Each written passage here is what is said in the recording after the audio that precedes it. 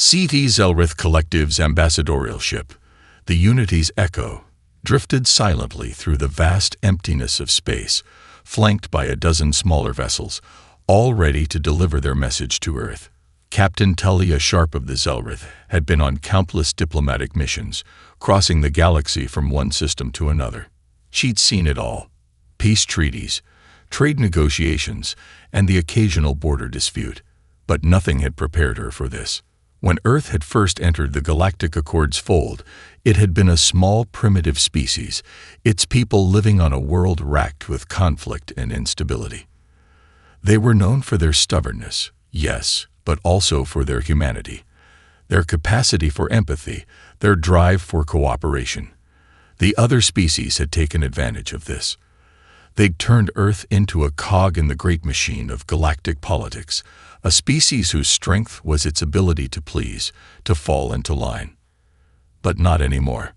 Sharp had heard the rumors, of course, the whispers in the corridors of power. Humanity was changing, they said. They were becoming more insular, more aggressive.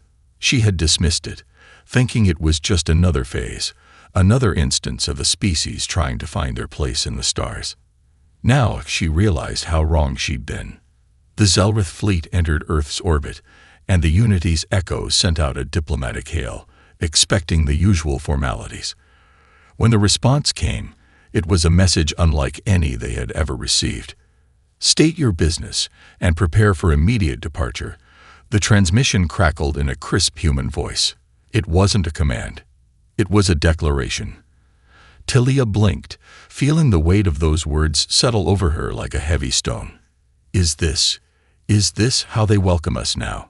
She murmured to her bridge officer, her fingers tightening around the armrest.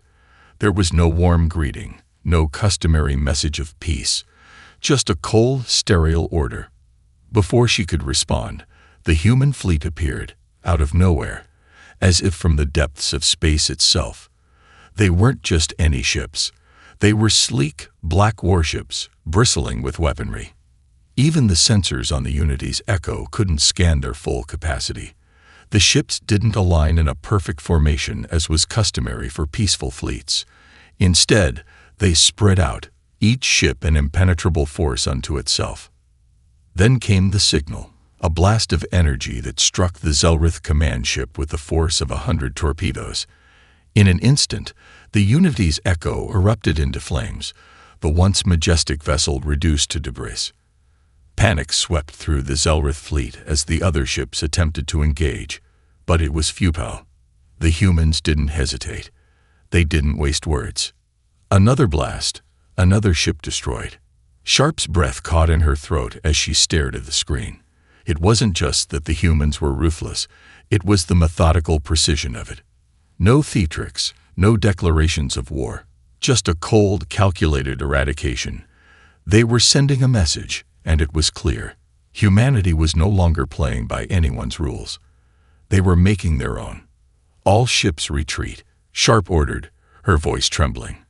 But the Unity's Echo was already lost, and the human ships showed no signs of stopping. And somewhere, deep within the crumbling remains of the Zelrith fleet, the truth finally sank in. The galaxy's oldest powers had just underestimated a species that had learned to survive at any cost. Humanity had decided it was done being nice. The news of the Zelrith Collective's destruction spread like wildfire. By the time the Galactic Council convened to discuss the unprecedented assault, the entire galaxy had felt its tremors. In the marble halls of the Galactic Accord's central meeting place on the neutral world of Otreus, representatives from dozens of species gathered, some with curiosity, others with mounting dread. The towering buildings of Otreus, once symbols of hope and diplomacy, now felt like tombs. The tension in the air was palpable as every leader tried to process the implications of humanity's sudden and savage strike. Ambassador Rachel, the dignified leader of the Cynthians, was the first to speak. "We must convene an emergency summit. If Earth's actions are a prelude to a new doctrine, it will threaten the entire fabric of our unity. Our collective security has always depended on the peaceful exchange of ideas and mutual respect. Humanity's destruction of the Zelrith proves they no longer subscribe to this. We are in grave danger. His voice, usually calm and measured, cracked at the edges, betraying the fear he couldn't quite mask. Talia Sharp, still reeling from the loss of her fleet, sat in a distant corner of the room. As the Zelrith representative, she was expected to hold composure, but she could barely contain her shock. She had been present at the destruction, witnessing the brutality firsthand, and it had shaken her more than she cared to admit. The humans had not acted with rage. They had acted with cold efficiency, as if they had been preparing for this moment for a long time. She realized, with growing horror, that Earth's people had no interest in negotiating anymore. Her hands gripped the edge of the council table, her knuckles white. "We have to face the truth," she said quietly, her voice rising above the murmurs. "Humanity was never as weak as we believed. We thought they were just another species, bound by the same rules. But we underestimated them, and now we're paying for it." A ripple of unease spread through the council, but it was the appearance of former diplomat Marco Red Ruiz that shifted the mood. Ruiz had been Earth's most trusted negotiator for years before he retired. His deep understanding of human psychology and strategy made him invaluable, but no one had seen him in months. The sight of him now, standing at the entrance with a grim expression, sent an unsettling chill through the gathered leaders. "What's he doing here?" whispered Elex, a spindly-legged Etrokin envoy, to her neighbor. Ruiz's reputation preceded him. He wasn't the type to speak unless he had something to say, something that could tip the balance of power. He stepped forward, locking eyes with the assembly, his voice low but firm. "What you're all too afraid to admit is that humanity's decision to act was inevitable. You think this is just a response to the Zelrith, but it's not. It's the beginning of something bigger. For centuries, humans have been playing your games, living by your rules. They've been the diplomat, the ally, the weak link in the chain, all to make you feel comfortable. But now, they've decided they won't play anymore. They've realized that in this galaxy, power doesn't come from peace, it comes from control." His word hung in the air like a looming storm cloud. The silence that followed was deafening. Sharp shifted uncomfortably in her seat. "What are you suggesting?" she asked, her voice tinged with disbelief. "Simple," Ruiz said, his gaze hardening. "Humanity isn't going to beg for your respect anymore. They'll take it by force if they have to. And if you think for 1 second that the rest of you can stop them, you're all gravely mistaken. You've seen what they did to the Zelrith." That wasn't a warning, it was a statement. He paused, letting the weight of his words sink in. "And unless you're ready to face the reality of a human-dominated galaxy, then you better start thinking about your next move, because the Deathworlders aren't just coming for power, they're coming for everything." The council room was now in chaos, voices rising as species debated what to do next. But Sharp knew, as did every leader present, that one thing was clear: humanity had crossed a line. The galaxy's balance of power had just shifted, and the herd of peaceful species was now being stalked by a predator they had once underestimated. In the aftermath of the summit, the Galactic Council was left fractured. Some factions proposed immediate retaliation, desperate to maintain the tenuous peace that had held the galaxy together for so long. Others, like the Valerians, called for diplomacy, urging the humans to return to the table for talks. But as the debate raged on, a new figure emerged from the shadows: General Jessica Hargrave, former commander of Earth's Joint Planetary Defense Forces. She had been absent from the public eye for years, her role in Earth's military a relic of a time when humanity's strength was measured in its ability to survive against 1,000 different threats. Now she was back, and her message was clear. "I'm not here to negotiate," she said bluntly, her voice carrying the weight of 1,000 battles. "I'm here because we're past diplomacy. You can keep talking while Earth prepares for war, but know this: humans do not fear conflict. We never have." The room fell into stunned silence. Hargrave wasn't speaking as a diplomat. She was speaking as a soldier. The other species, who had long enjoyed the luxury of playing nice, now faced the unspoken reality that humanity was no longer the underdog. I've watched you all squabble over who gets what trade routes, who gets the most seats on the council, Hargrave continued, her eyes narrowing. While you argued, humanity was surviving. Every day, fighting to stay alive in environments you can't even imagine. So don't lecture me about peace, because peace was never a choice for us. As the general's words sunk in, it became increasingly clear. Humanity wasn't just asserting dominance. They were laying the groundwork for something far more dangerous. They were building a new order, one in which the galaxy's old powers would either fall in line or face annihilation. Sharp, her face pale, turned to Ruse. Is this really what they want? She asked quietly. The diplomat was no stranger to Earth's history, but even he couldn't deny the shift in tone that had taken place. Humanity's rise, once a slow crawl, was now a force of nature. Ruse sighed, rubbing the bridge of his nose. I've known the humans for decades. This isn't about expansionism. It's about survival. For them, it always has been. His voice was grim. They're not asking for peace because they don't believe in it anymore. They've learned that the galaxy won't stop until it's bled them dry. The only way to make sure they survive is to take control.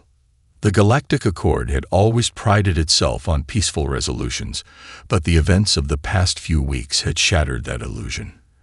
As the Council continued to debate, the human war fleet remained poised, an impenetrable wall of black steel and silence hovering in orbit. No one knew what humanity's next move would be, but it was clear that the old system was on borrowed time. Sharp could feel the shift in the air. The humans were no longer the galaxy's weak link. They were the storm. And every species would have to choose, bow to the Deathworlders or face their wrath. Across the galaxy, leaders were already considering their options. Some began preparing for war, though they knew it would be a war unlike any they'd ever fought. Others attempted to quietly reach out to human leaders, offering trade agreements and alliances, hoping to secure their place in this new order before the inevitable tide swept them under. But no matter the path taken, one thing was certain. The galaxy would never be the same. The quiet had broken. Humanity had decided that the time for negotiation was over. And now, the storm was coming. The quiet after the storm was deafening. The galaxy had never seen a shift in power so swift, so complete. As the human fleet anchored itself at the edges of the galaxy's most vital trade routes, no one was quite sure what to do next. But on Earth, something far more dangerous was happening. Humanity was reawakening its old warrior spirit, the one buried deep beneath centuries of diplomacy, peaceful coexistence, and galactic bureaucracy. The first major test came not long after the Zelrith disaster, when the mighty Corvaxian dreadnought Iron Skull entered the Sol system, its massive hull dwarfing even the largest human warships. The Corvaxians, renowned for their technological supremacy and fierce military tradition, believed themselves to be an indomitable force. Their empire stretched across hundreds of systems, and their influence was law. But the Corvaxians had miscalculated one crucial thing: humanity's willingness to act. The Iron Skull broadcast a simple message as it approached Earth's orbit. We demand an audience with your leaders. Your insolence will be addressed. A crisp, authoritative voice, cold and calculating, boomed through the interstellar void. It was the Corvaxian way, demanding submission with every word. But Earth's response was immediate and ruthless. No invitations, no concessions, just a stark, unrelenting retaliation. General Jessica Hargrave, now in command of Earth's unified military forces, watched the incoming transmission on a screen in the command bunker. Her face was stone, unreadable.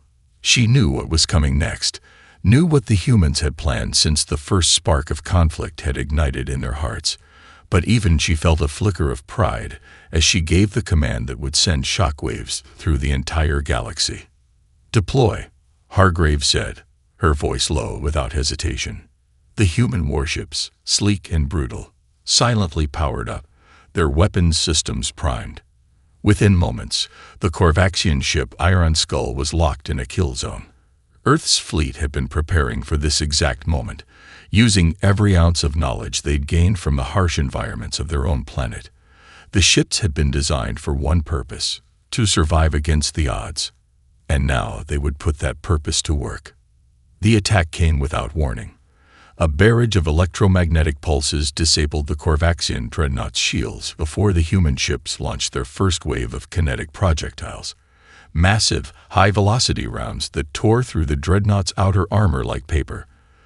The Korvaxians retaliated with a volley of plasma beams, but they were slow, cumbersome compared to the precision and speed of the human response. Every time the Iron Skull fired, human ships danced around its fire like predators toying with prey, landing strikes in vulnerable areas with surgical precision. Inside the Iron Skull, the Korvaxian crew scrambled to regain control, but it was already too late. In less than 15 minutes, the once feared dreadnought was nothing more than a drifting husk. The humans had obliterated the pride of the Korvaxian fleet as if it were a child's toy. The battle was over before it had even truly begun. On the bridge of the Iron Skull, Korvaxian Admiral Rolgar Krass sat frozen, his claws gripping the command chair as the last vestiges of his fleet were decimated. His empire had been built on fear, on the promise of domination.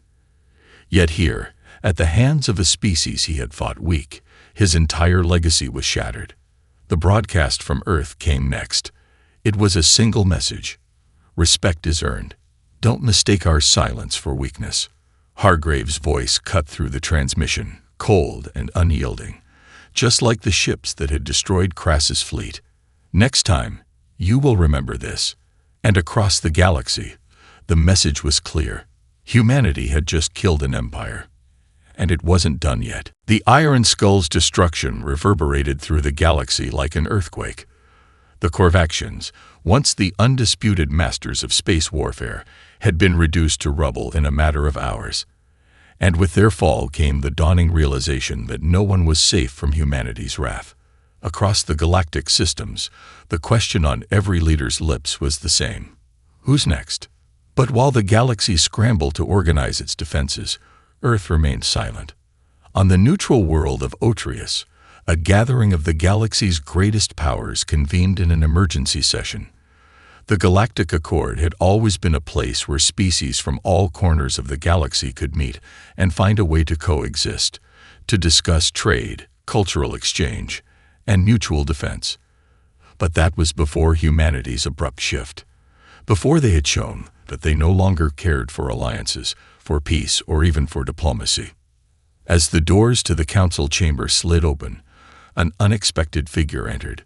Marco Red Ruiz, the retired human diplomat who had once helped to broker peace across a dozen systems, strode into the room.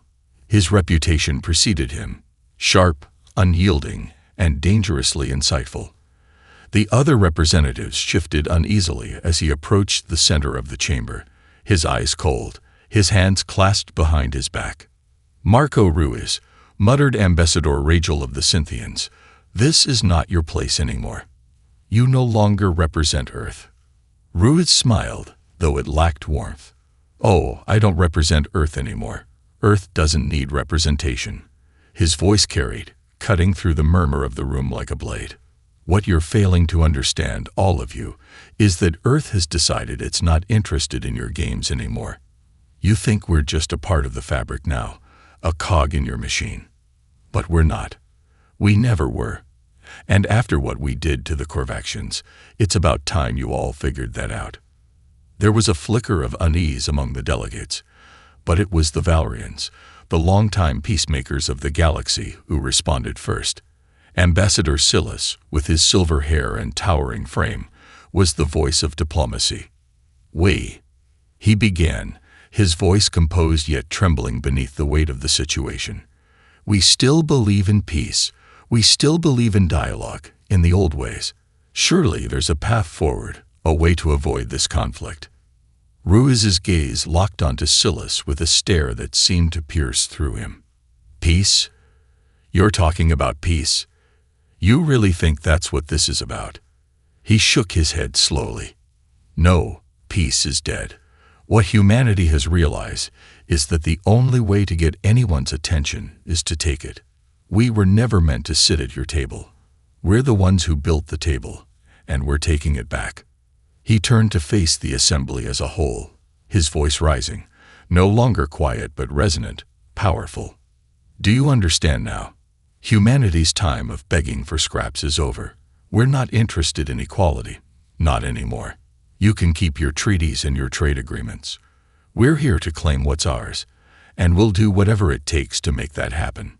The tension in the room thickened, and the other delegates shifted uncomfortably. A few tried to speak, but their words faltered, lost in the gravity of what Ruiz had just laid out. The humans had shown them that they were not afraid. The iron skull had been proof of that. And now, Ruiz's message was unmistakable. The age of cooperation, of mutual respect, was over. The age of human dominance had begun. Ruiz took a slow breath and let it out, as if he were savoring the moment. "You can try to resist. You can form alliances, prepare your fleets. But know this, you will never be able to stop us. The galaxy isn't big enough for your old rules anymore. Humanity doesn't play by your code. You either adapt or you fall."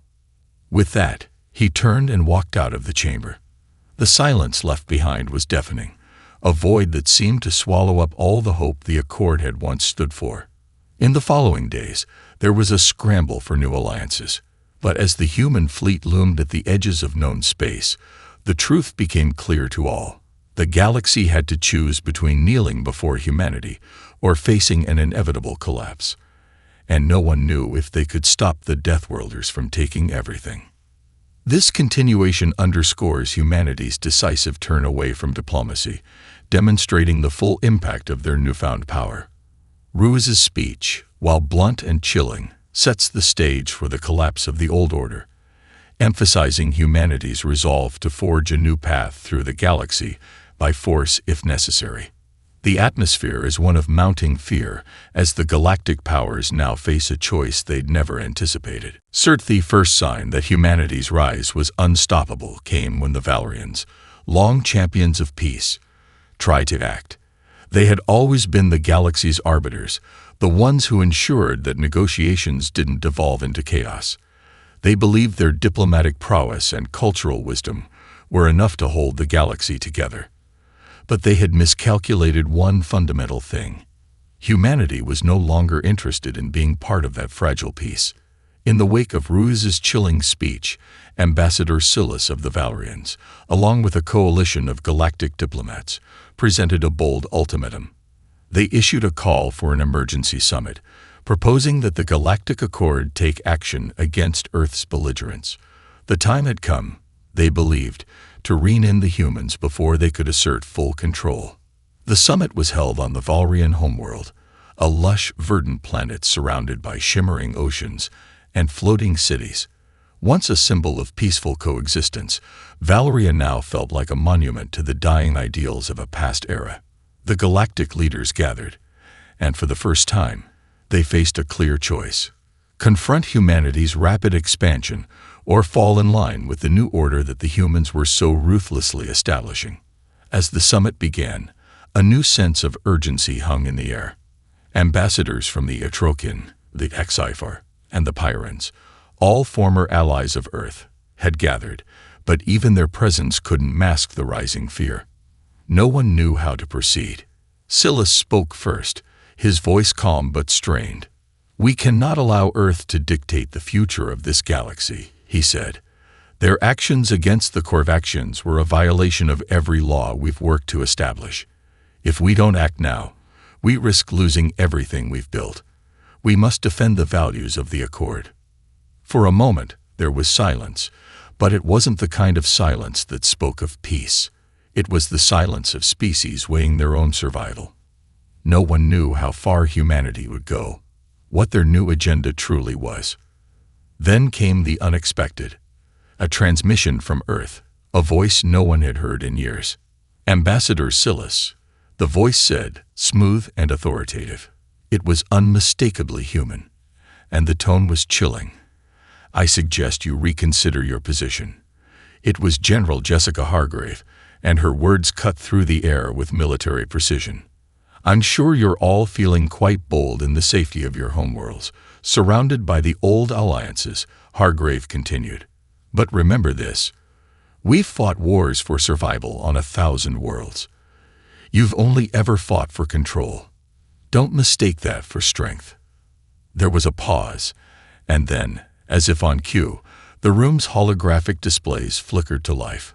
A map of the galaxy spread across the room, dotted with human ships. But it wasn't just any map.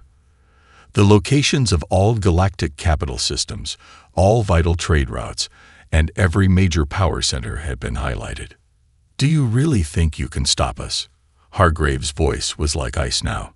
"We know the layout of every one of your fleets. We know your weaknesses, your alliances, your politics. And the moment you make the mistake of thinking you can overpower us, we will remind you just how easily your power can be crushed. So choose your next move carefully, Ambassador. You may find that defiance comes at a far greater price than you're willing to pay." The transmission ended, and the room fell into chaos. The Valerians were stunned. The Cypher and Perrins exchanged nervous glances. Some delegates spoke of retaliatory strikes. Others muttered about rebuilding their defenses. But the reality of the situation was sinking in for everyone. Humanity wasn't just a threat anymore. It was a guarantee. Silas took a deep breath, his usually composed demeanor faltering for the first time in years. He turned slowly to face the others. "The time for negotiations is over," he said quietly. "We are out of options." But even as the delegates began to speak of tactical responses and strategies, one thing became clear. The galaxy's old guard had lost its hold. The human eye was now fixed on the stars, and it saw only one future, their own. It was only a matter of time before the response came, and when it did, it wasn't from the Galactic Accord. It came from the one species no one had expected, the Raptor, a cold-blooded, militaristic race whose empire spanned vast swaths of the Outer Rim. For centuries, they had remained on the fringes of galactic politics, content to conquer and consume whatever was within their reach.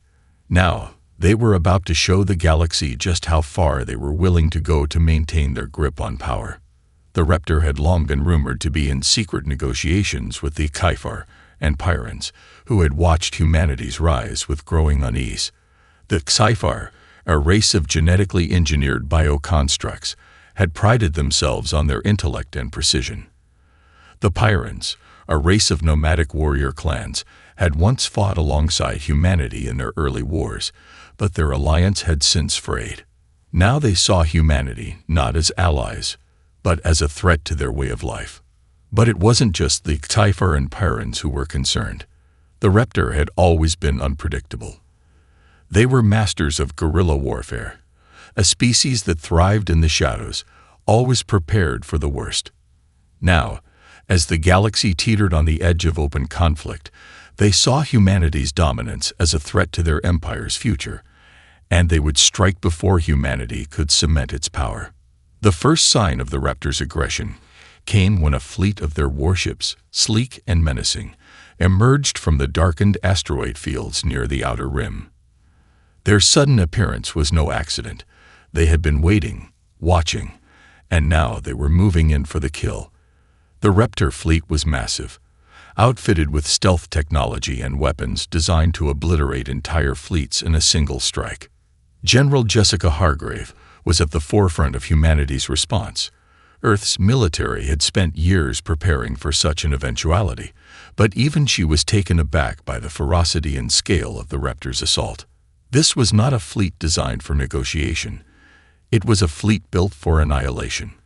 As the first shots were fired across the void, Hargrave knew that the stakes had just reached a new, terrifying height.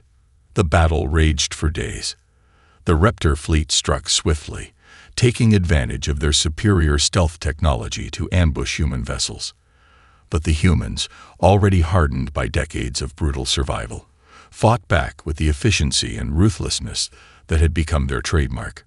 Earth's fleet adapted quickly, countering the Raptors' ambushes with carefully coordinated strikes of their own. Each skirmish was a brutal reminder of the sheer firepower humanity could bring to bear. By the fourth day of the conflict, the Raptor had underestimated one critical factor: humanity's resolve. Their early victories, achieved through surprise and overwhelming force, had been tempered by their underestimation of human adaptability. Each time they thought they had cornered Earth's fleet, humanity found a way to turn the tables. Hargrave, a strategist at heart, had expected this. She knew that the Raptor, for all their strength, would falter if they underestimated human tenacity. It was on the fifth day that the turning point came. Earth's forces lured the Raptor into a trap. With the galaxy's most advanced warships lying in wait, the Raptor's fleet entered a narrow nebula, where their stealth technology was no longer effective.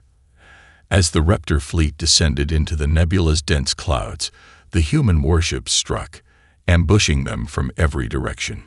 The battle that followed was brutal, a violent clash of advanced technology and raw aggression. By the time the dust settled, the Raptor fleet had been decimated.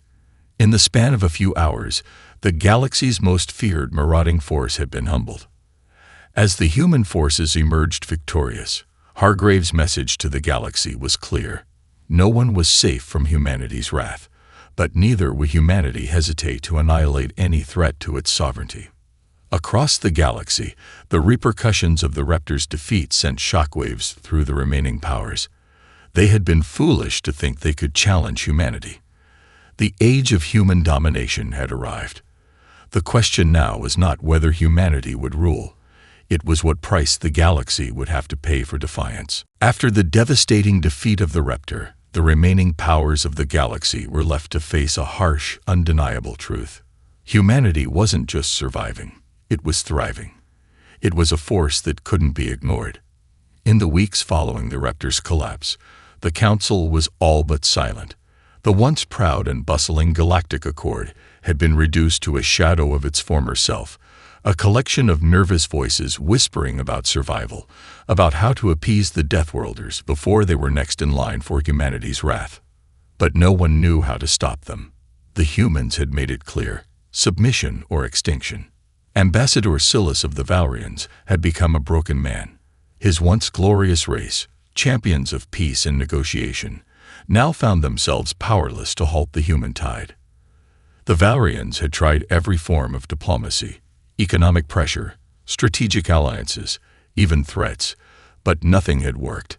Every time they attempted to push back, humanity responded with brutal efficiency, a reminder that their strength was no longer negotiable.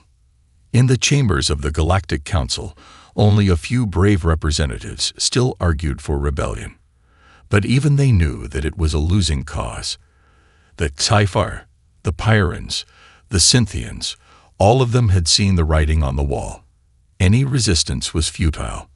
What remained of their unity was nothing more than a desperate attempt to hold onto a galaxy that was rapidly slipping through their fingers.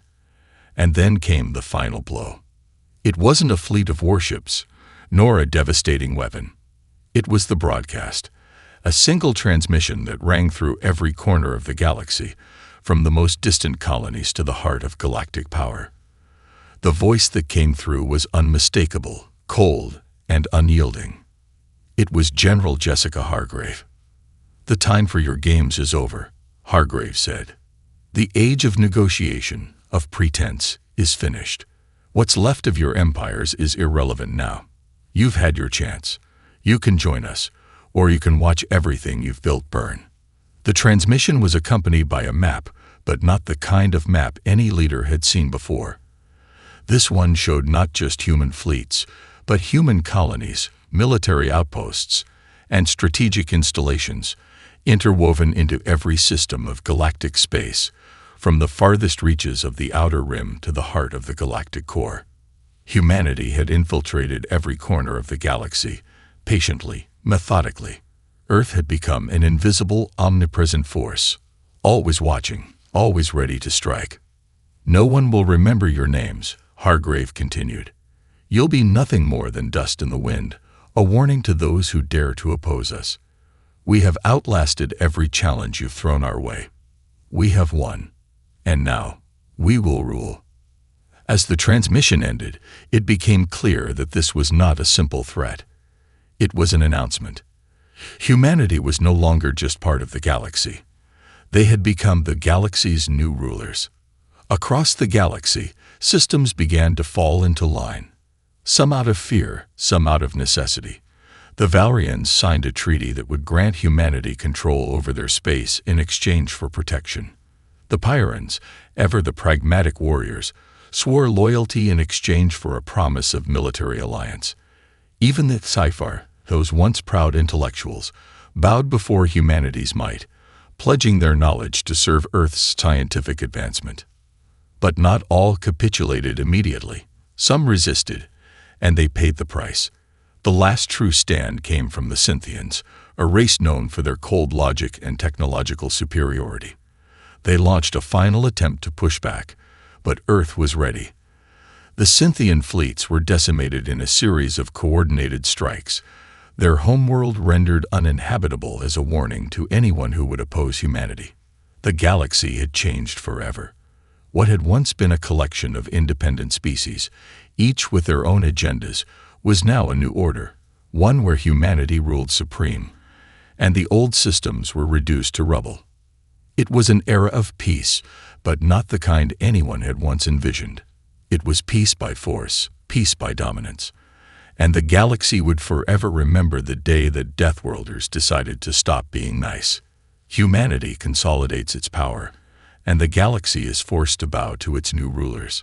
The old guard is either coerced into submission or utterly destroyed, and the once fragmented galaxy falls under human control. Hargrave's cold declaration marks the end of one era and the beginning of another, one where humanity's strength is undeniable, and the old way of doing things is a distant memory. The story ends with the galaxy irrevocably changed, as humanity asserts its dominance once and for all.